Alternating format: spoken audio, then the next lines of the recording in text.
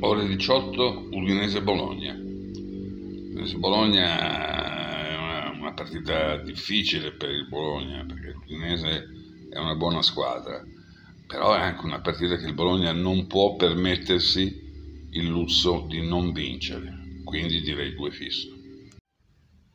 20:45, Verona-Cagliari.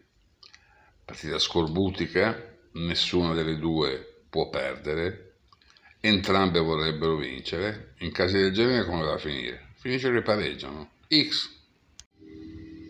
Ore 20:45, Lazio-Parma.